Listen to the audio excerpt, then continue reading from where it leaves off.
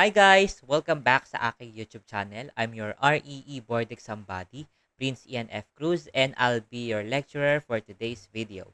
So, sa video na to, ang gagawin natin ay magsasolve tayo ng problem regarding special parts of a triangle. So, kung gusto nyong balikan yung basic explanation or concept concepts regarding the special parts of a triangle, pwede nyong hanapin doon sa ating plane and solid geometry series. Ayan. So, mag-start na tayo ng pagsasolve. Okay, so problem number 1, in triangle ABC, AB is equal to 40, BC is equal to 60, and AC is equal to 80. How far from A will the other end of the bisector of angle B located along the line AC? Okay. So, doon muna tayo guys sa quickest approach. 'Di ba? Yung pinakamabilis na approach. Meron tayong tinatawag na angle bisector theorem. Na pag nag-drawing ka daw ng triangle, tapos sa halimbawa, ito yung vertex na concern natin, dito manggagaling yung angle bisector. Meaning, pag nag-drawing ka ng from the opposite vertex papunta sa opposite side niya, yung measurement nito originally theta, pero dahil binisect niya, magiging magiging dalawang thetas of 2. Kasi nga, angle bisector or dinivide niya yung angle into two equal parts. So, sabihin natin na ito si A, side A, ito si side B, ito si side C. Ngayon, yung C natin, ito yung kinocover niya. And yung angle bisector natin, dinivide niya yung length na C into two parts, X and Y. So, alam natin na C is equal to X plus Y. So, not necessarily guys, equal yung X and Y kasi hindi naman median ang pinag-uusapan natin dito, but the angle bisector. So, hindi sila equal palagi. So, yung angle bisector theorem, ito yung formula niya. A over B, or yung sides na katabi nung vertex na kung saan nanggaling yung ating angle bisector, ire-ratio mo siya, equal daw siya sa ratio nung dalawang lengths na X and Y. Tapos guys, ganito yung pattern para hindi kayo malito kasi baka mamaya mapagbaliktad nyo yung X and Y, maging Y over X. Kung sino yung katapat ni A, yun yung malapit sa kanya. Tapos kung sino yung katapat ni B, yun yung malapit sa kanya. Yan. So, yan yung ating angle bisector theorem. So, kung alam mo to, alam mo yung formula na yan, basic na lang sa'yo yung question. Ayan. So, i-analyze nga natin yung question. So, dito, saan nanggaling yung angle bisector? Ang binisect niya daw ay yung angle B. Meaning, ito yung vertex B. 'Di ba? Kasi, yun yung binisect eh. Yung angle na katapat or yung angle sa vertex B. Tapos, yung other end daw ng ating bisector ay located along the line AC. Meaning, ito yung vertex A, ito yung vertex C. Isa-isahin natin. Ito, ano yung length ni AB? 40. Tapos, yung length ni BC, 60. Tapos, yung length ni AC ay 80. So, ano daw yung layo from A? From A to the end of the bisector. So, ito kasi yung end ng bisector eh. So, ano daw yung layo niya from A? So, ano yung hinahanap natin dito? Hinahanap natin yung value ni Y. Okay. So, di ba ito yung relationship niya? Hindi, mamaya na.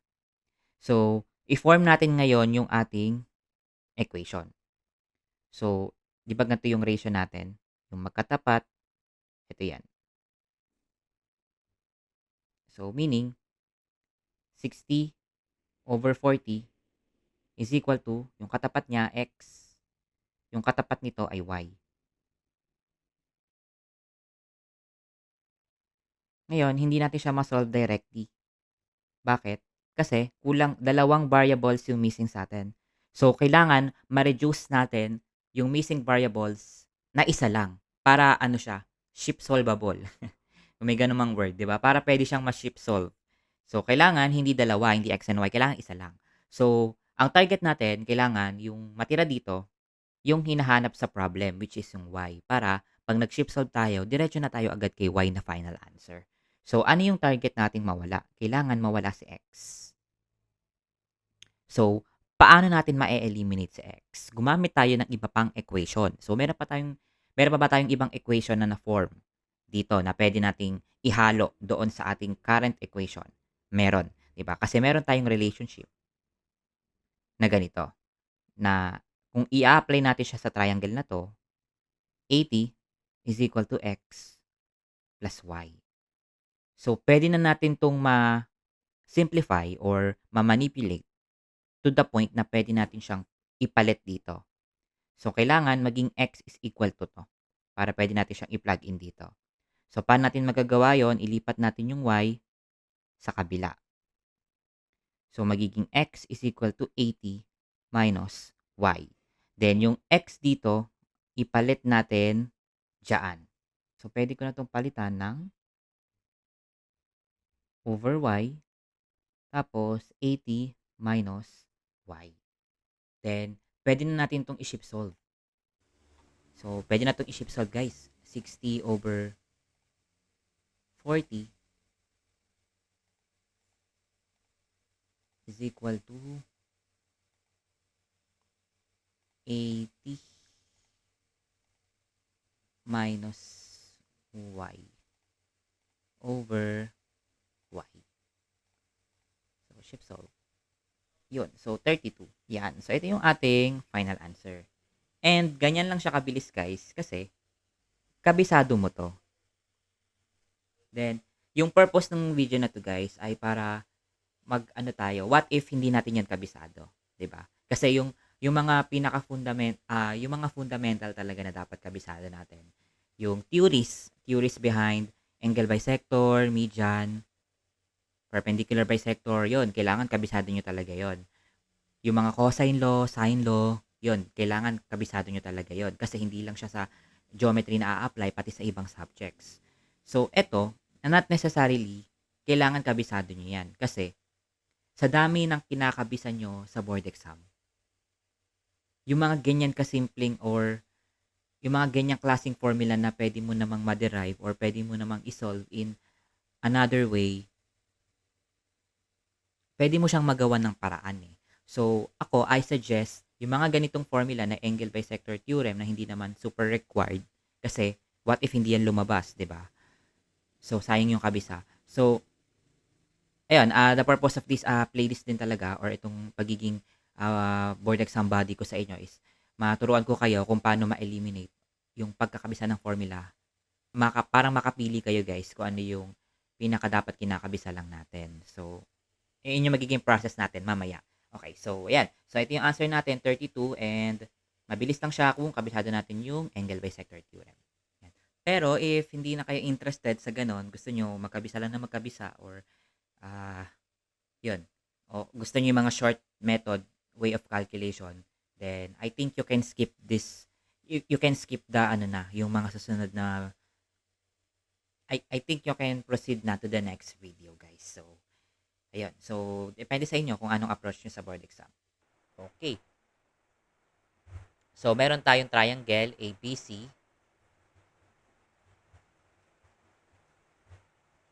Ayan, sabihin natin ito si AB.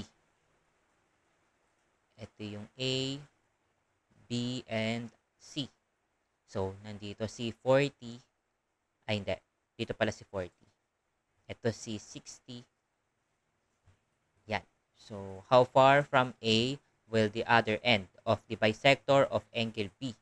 Bisector of angle B or angle bisector from B. So, ano ulit yung definition ni angle bisector? From vertex, it divides the angle into two equal parts. So, dito daw yan manggagaling eh. Kasi from B, of angle B daw.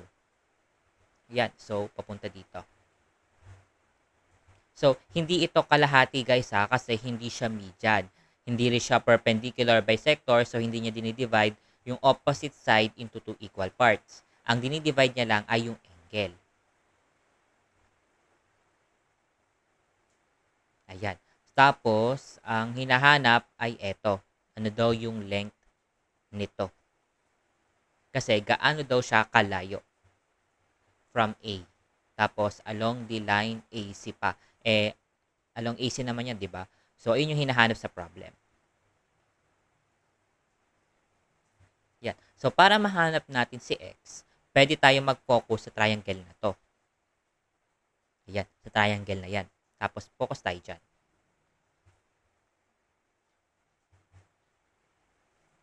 So, ano yung meron sa atin dito sa bago nating triangle? Meron tayong dalawang side, meron tayong angle, and yung angle na to guys, sabihin natin, alpha. Di ba ito din yun?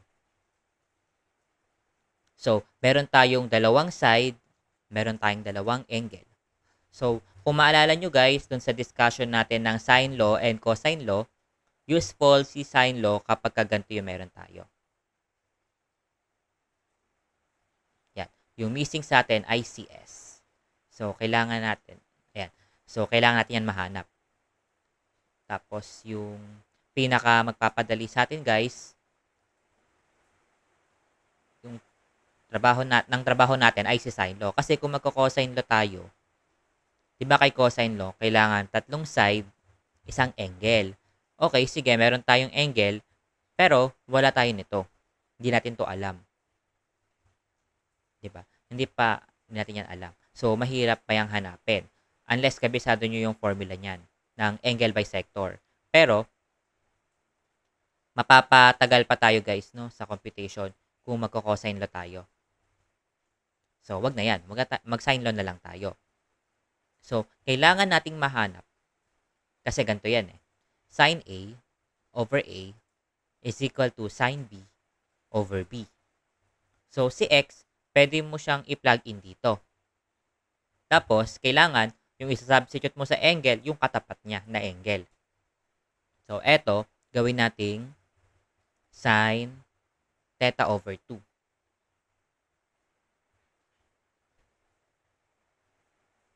Tapos, meron tayong side na 40. So, lagay natin si 40 dito. And, yung angle na kailangan i-substitute natin ay yung angle dito. Makukuha pa natin yan by sum nung angles, di ba? Kailangan mag-sum sila to 180. Ito, madali lang ito makuha. And ito, kasi makukuha natin yan guys dito sa original triangle. So, pag nakuha mo to, and ito, makukuha mo si theta of 3 or etong angle na yan. Ito. So, kunin muna natin yung dalawang angle.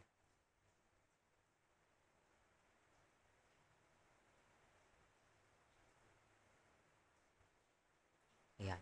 So, kunin muna natin yung dalawang angle. So, meron tayo from the original triangle. So, balik tayo sa original triangle.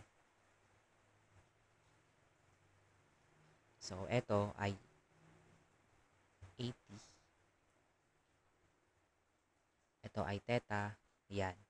So, meron tayong tatlong side. Gusto nating mahanap si angle. Ang gagamitin natin, cosine law. So, ano yung formula ni cosine law? Ito siya. A squared is equal to B squared plus C squared minus 2BC cosine yung katapat ng niyang angle A. So, dito, dalawang angle yung hinahanap natin. Yung angle na to at yung angle na to. So, kung ito yung hahanapin natin, kailangan yung nasa left-hand side ng equation ay si 80. Ay si 80. So, 80 squared is equal to 40 squared plus 60 squared. Again, yung 40 and 60, kahit magkabaliktad dyan, okay lang. Basta ang importante for now, yung hinahanap natin na angle, kailangan yun yung A or yung nasa left-hand side ng equation. Yung 80, yung katapat niyan. So, substitute lang natin dito sa formula. 2 times 40 at saka 60. Cosine A. Yan. So, mahanap natin dito si A. Or yung eto.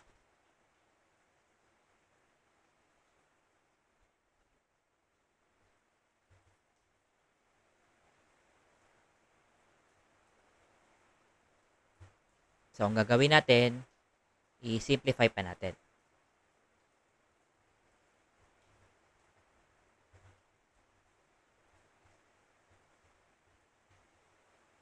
Tapos, divide natin both sides by eto. So, matatanggal na to.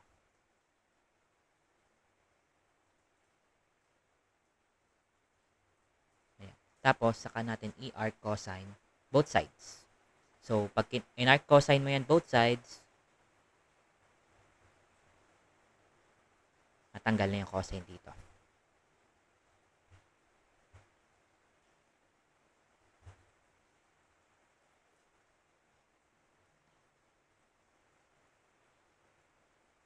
Yan. So, si theta ay 100. Yan. Ito yun. Yan. So, next naman tayo, ito, yung theta. So, ganoon lang ulit, kung sino yung katapat niya, siya yung nandito.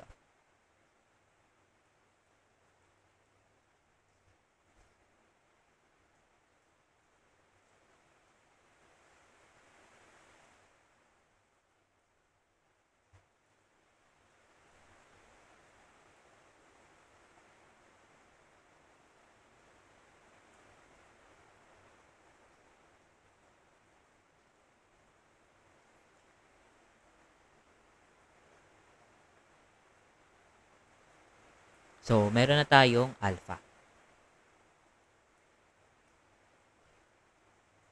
So, eto, yung A natin, angle A, ay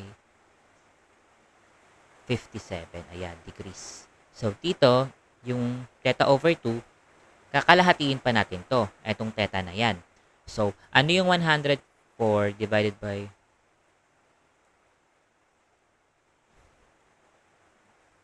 Ayan, divided by 2. 52 point. Ayan. So, eto yon 52.24.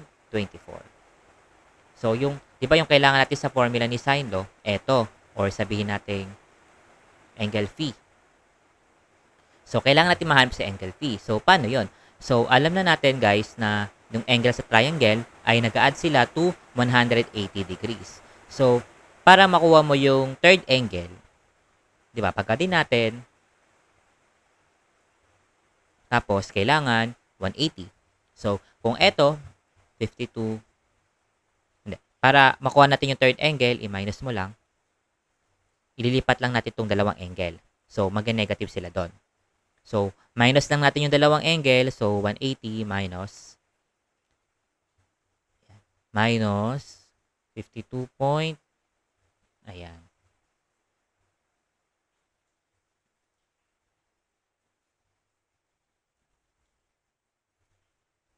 So, ayan na yan. Or yung, yan. So, dahil ayan na yung opposite ni 40, yan na yung opposite ni 40 sa triangle na red, pwede na natin siyang i-substitute dito. Ayan. Tapos, itong theta over 2, pwede nating palitan ng 52.24. Ayan. So, makakapag-shift solve na tayo, no, to find x.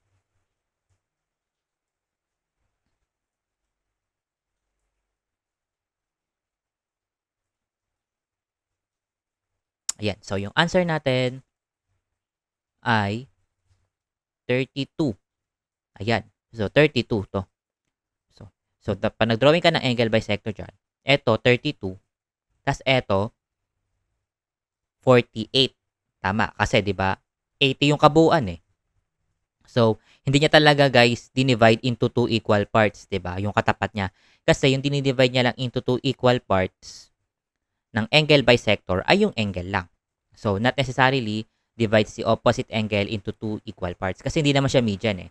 So, ayan. So, ang answer natin ay 32. So, medyo mahirap talaga tong problem na to, guys, kung hindi natin kabisado yung shortcut formula. Pero, syempre, isa sa mga way, kung gusto nyong bawasan yung mga kinakabisa natin sa board exam, i-apply na lang natin yung iba nating alam na formula, such as the sine law, cosine law, pati yung mga basic na theories or definition na alam natin sa special parts ng triangle.